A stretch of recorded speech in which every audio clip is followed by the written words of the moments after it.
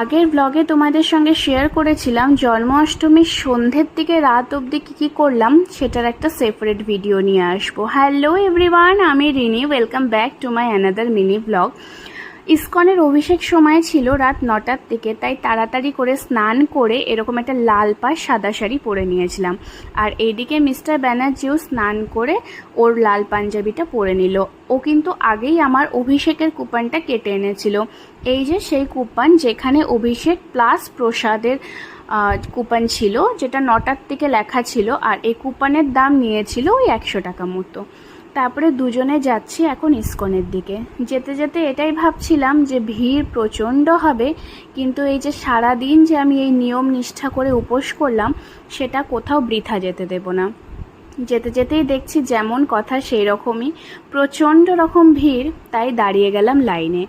দেখো, আমি সেরকম নিয়ম জানি না, তোমরা অনেকেই আমাকে অনেক রকম কমেন্টস করেছো, অনেকে অনেক কিছু বলেছো নিয়ম নিয়ে, কিন্তু আমার মন থেকে আমি যেটা মানি সেটাই কিন্তু পালন করার চেষ্টা করি।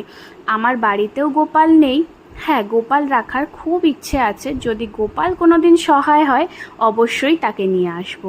আমার বড়রা যারা যা যা বলে আর আমার মন থেকে যা যা মনে হয় সেভাবেই কিন্তু আমি নিষ্ঠাভাবে সব কিছু নিয়ম পালন করার চেষ্টা করি।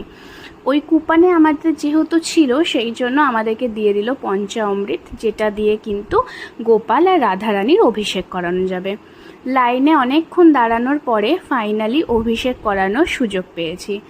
দেখো, বারোয়ারি একটা জায়গাতে সেই রকম নিজের মতো করে সব কিছু করা যাবে না অবশ্যই, কিন্তু নিজের মন থেকে ভালো করে অভিষেক করানোর সুযোগ পেয়েছিলাম।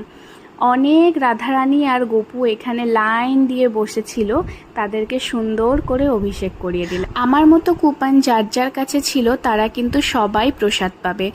আর তারা প্রায় সবাই সারাদিন উপোস করে অভিষেক করিয়েছে। প্রসাদে ছিল সাবুর খিচুড়ি, সাদা একটা আলুর তরকারি, আলু কাবলি আর ক্ষীরের পায়েস, আর ছিল গুড়ের শরবত। আর ওইদিকে মিস্টার ব্যানার্জি যেহেতু ভাত খেয়েছিলেন, সে তো এই প্রসাদ খাবেন না, তার জন্য কিন্তু আলাদা রকমভাবে লুচি, তরকারি, ক্ষীরের পায়েস, মিষ্টি এইসব খেয়েছে। সেটাও ইসকনেরই প্রসাদ ছিল। তো এইভাবেই কিন্তু জন্মাষ্টমীর সন্ধেটা কাটালাম। যে ব্লগটা যদি আমার ভালো লেগে থাকে অবশ্যই লাইক করে দিলেও। দেখা হবে অন্য ব্লগে।